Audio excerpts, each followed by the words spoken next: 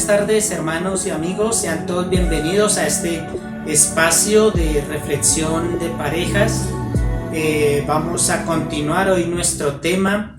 Es bueno el podernos congregar, reunir virtualmente para pensar un poco acerca del matrimonio, un poco de lo que Dios ha dicho del matrimonio. Él, como el creador del matrimonio, tiene las reglas y tiene todas las instrucciones para tener un matrimonio saludable. Vamos a seguir entonces un poco explorando lo que es tal vez el principal propósito del matrimonio, que es reflejar la relación de Cristo con su iglesia, que es lo que hemos venido trabajando en estas reuniones. La reunión pasada hablamos un poco de la necesidad que hay entre los cónyuges del perdón y la tolerancia. Es importante porque no solamente para tener un poder convivir para la convivencia, sino porque también Dios nos dice que debemos perdonar y tolerar a nuestros hermanos, y nuestro cónyuge, esposa o esposo, es nuestro hermano. Entonces es necesario perdonar, y hablamos un poco de cómo Dios nos perdonó, y ese sería un ejemplo y de hecho el modelo de cómo debemos perdonar a nuestro cónyuge. Debemos tolerar también a nuestro hermano, en este caso a nuestro cónyuge, porque los dos, ¿cierto?, esposa y esposo, somos seres que tenemos fallas, que tenemos problemas, y entonces se hace necesario la tolerancia.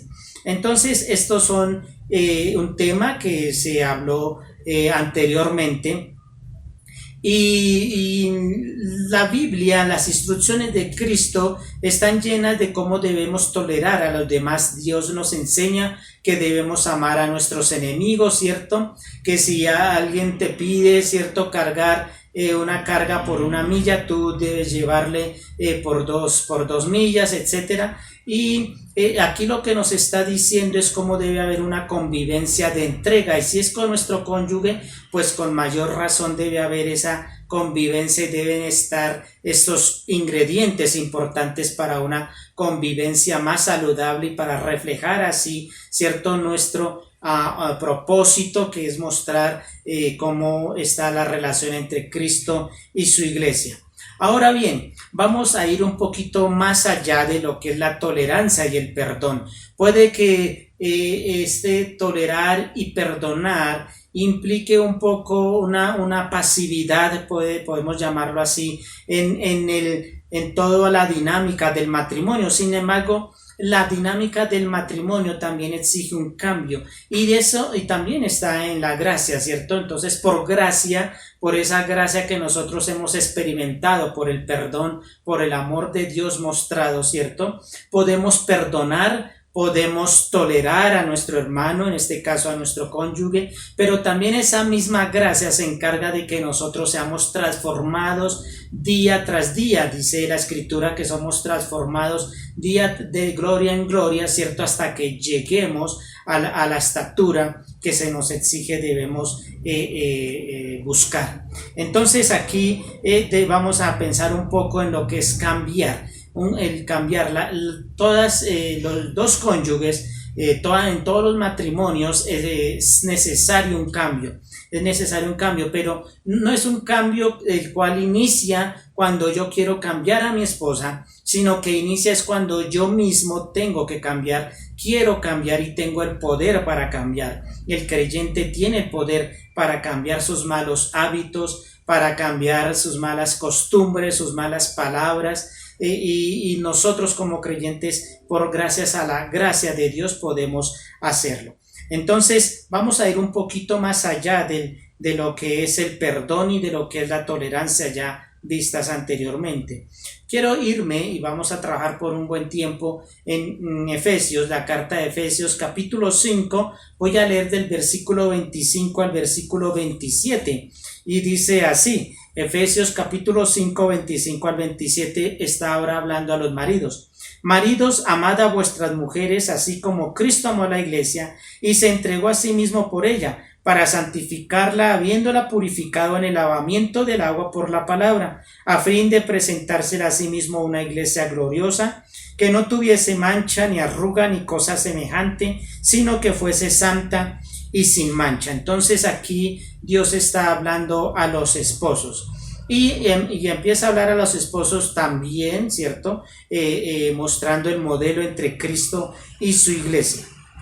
Entonces, usualmente las situaciones de pareja, cada cónyuge quiere y ve y exige, de hecho, la necesidad de que el otro cambie. Entonces, si está en consejería, el esposo dirá: yo acepto lo que usted, señor consejero, me dice, pero ¿quién va a cambiar a mi esposa? ¿Quién va a convencer a mi esposa? Y el caso contrario también, ¿cierto? La esposa, entonces, yo acepto lo que usted me dice, pero ¿quién va a cambiar a mi esposo? Y es esa búsqueda de que el otro cambie, y a veces trabajamos para que el otro cambie y empezamos como a educar a nuestro cónyuge, y eso tiene sus problemas, ¿cierto? Porque nuestro cónyuge, que ya es mayor de edad, que tiene voluntad propia, fuerza propia, es posible que se oponga, y entonces venga allí el conflicto también. Entonces se nos da aquí en esta texto que hemos leído como algunos parámetros que debo tener en cuenta en mi relación con mi cónyuge, y son parámetros que me van a ayudar no solamente a cambiar a mí, sino que al reflejarse ese cambio en mí, mi esposa o mi esposo, mi cónyuge, va a empezar también a mirar la necesidad de un cambio necesario para la vida saludable como matrimonio. Aquí el apóstol está hablando a los esposos y les dice: maridos, amad a vuestras mujeres así como Cristo amó a la iglesia. Entonces, maridos, amad a vuestras esposas así como, ¿cierto? Como, y entonces aquí se compara como el varón, como cabeza de la familia, así como Cristo es cabeza de la iglesia. Sin embargo, debemos marcar muy bien las limitaciones, los límites que esta figura está implicando. Entonces aquí no está diciendo que el esposo sea Cristo, un tipo de Cristo, ¿cierto? El esposo, los esposos no somos iguales a Cristo, y eso es importante tenerlo en cuenta. Cristo es todopoderoso porque es Dios. Cristo es omnisciente, todo lo sabe, ¿cierto? Cristo tiene una sabiduría. Cristo está alejado del pecado, es santo, pero yo como esposo no soy igual a Cristo. En mí también hay debilidades, en mí también puede que haya pecado, hay errores, ¿cierto? No lo sé todo, me equivoco y no lo puedo todo. Entonces eso es importante tenerlo en cuenta. Yo debo reflejar a Cristo, está bien. Cristo es mi modelo, está bien, pero yo no soy igual a Cristo. Entonces yo como esposo debo tener eso en cuenta. Entonces yo no soy infalible. Yo no soy infalible, no existe personas infalibles excepto Cristo. Así hayan religiones y hayan credos que piensan que sí hay infalibilidad de alguna persona, pero no es así según la Escritura. Nosotros somos seres que nos estamos formando y nos estamos santificando. Entonces el esposo debe tener en cuenta que no es igual a Cristo. Segundo, lo que observo aquí también es cómo Cristo buscó llevar a su iglesia a la imagen que él quería, Entonces yo como esposo no debo buscar que mi esposa tenga un cambio tal que cumpla mis expectativas. No debo buscar, ¿cierto?, que mi esposa se realice de acuerdo a mi tipo, a mi pensamiento,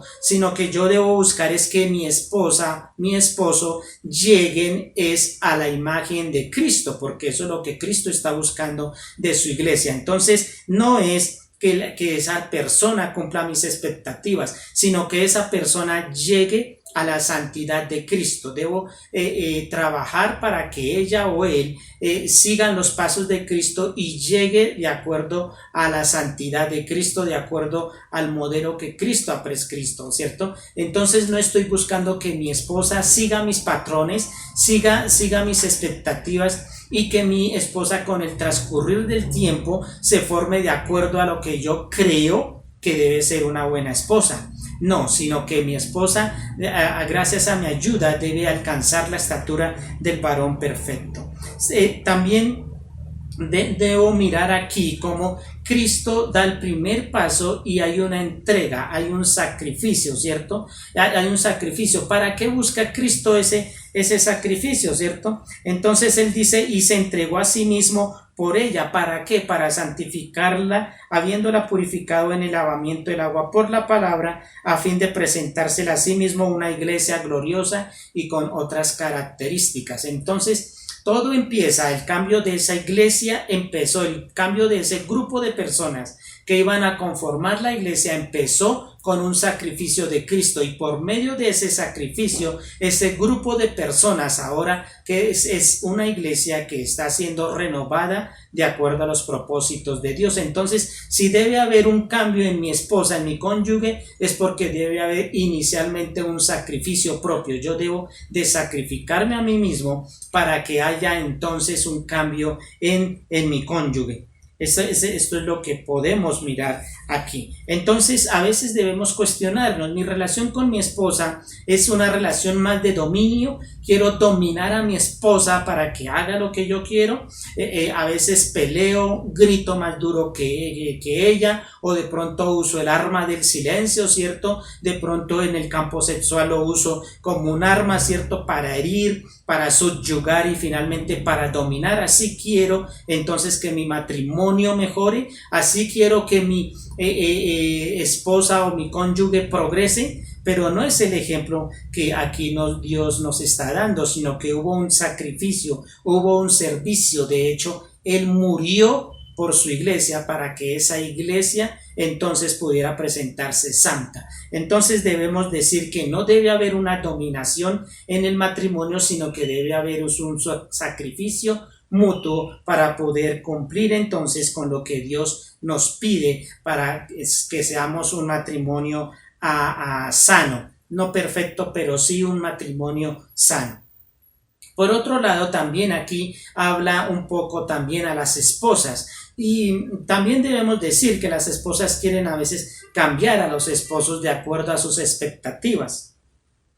En alguna charla posterior vamos a mirar un poco detalladamente los roles del esposo y los roles de la esposa, y de pronto para quitar un poco ese malentendido que existe de lo que son esos roles, ¿cierto? Por ahora debemos decir que las esposas también aquí se les habla un poco para mirar cómo su conducta debe también ayudar a un cambio en el matrimonio, que es lo que está también en este pasaje. En este texto de Efesios encontramos en el versículo 22 lo siguiente, y voy a leerlo desde el 21, dice: someteos unos a otros en el temor de Dios. Las casadas estén sujetas a sus propios maridos como al Señor. Entonces, aquí lo que dice Dios es que las esposas deben estar sujetas a sus esposos. Esto ha sido muy mal entendido, y posteriormente vamos a trabajar un poco lo que implica este término. Aquí lo que dice es que debe someterse al esposo, y voy a leerlo: las casadas estén sujetas a sus propios maridos como al Señor. Entonces dice: sujétense a sus esposos como al Señor, como deben estar sometidas al Señor. Sin embargo, debemos aquí también colocar unos límites y aclarar el asunto. Recordemos, el esposo no es Cristo, el esposo no es igual a Cristo. Cristo es el Señor, el esposo no es el Señor. Cristo es perfecto, el esposo no. Entonces la lealtad de la esposa debe primero estar hacia el Señor que hacia su esposo. Entonces el esposo entraría en un segundo lugar, ¿cierto? Porque el primer lugar debe estar Cristo. La esposa debe estar sujeta a Cristo. ¿Por qué aclaramos esto? Porque si hay cosas que el esposo quiere, si hay instrucciones del esposo, decisiones del esposo que son contrarias a lo que Cristo quiere, entonces debemos decir que la esposa está obligada a estar sujeta a Cristo y no al esposo. La lealtad de la esposa debe estar inicialmente al Señor, a Jesús, a Cristo. Ahora bien, la iglesia, por ejemplo, al hablar con su esposo, lo hace por medio de la oración. ¿Y cuál es, cómo de pronto habla la iglesia con su esposo, con Cristo? Entonces, en la oración nosotros pedimos por nuestras necesidades, pedimos bendición, pedimos sabiduría, pedimos que las cosas se hagan como Él quiere, etcétera, ¿cierto? La esposa no se va a referir de esa misma forma al esposo, ¿cierto? Porque el esposo no es el Señor, no tiene el poder siempre de suplir, de dar sabiduría. El esposo es un ser realmente que está con mucha falibilidad, que tiene muchos errores, ¿cierto? Entonces debemos decir que tanto esposos como esposas deben cambiar continuamente en el matrimonio. El matrimonio, recuerden, no es algo estático, el matrimonio es algo dinámico que siempre está con un cambio. Así los cónyuges no quieren, el matrimonio en realidad está siempre cambiando y los esposos deben cambiar para bien. Entonces esto es necesario tener en cuenta, ¿cierto? Que si debe haber un cambio en mi cónyuge, primero debe haber un cambio en mí mismo, ¿cierto?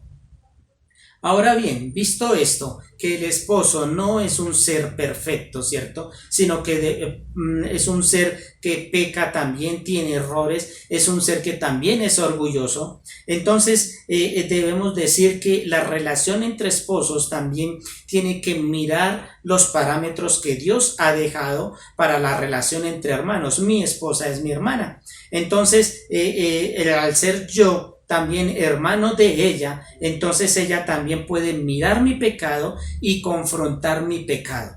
Es interesante porque la iglesia nunca va a confrontar el pecado de su esposo, porque Cristo, que es el esposo, nunca va a tener pecado. Nunca la iglesia va a confrontar el pecado de Cristo, porque Cristo es sin pecado. Sin embargo, en el matrimonio y dentro del seno del matrimonio, de ese ambiente conyugal, la esposa puede confrontar al esposo en su pecado, ¿cierto? Y el creyente, que el esposo, que lo ideal es que sea creyente, es una persona que por medio de la gracia va a escuchar a su hermana, ¿cierto? Y va entonces a colocar esa confrontación en los pies de Cristo para poder ser transformado también.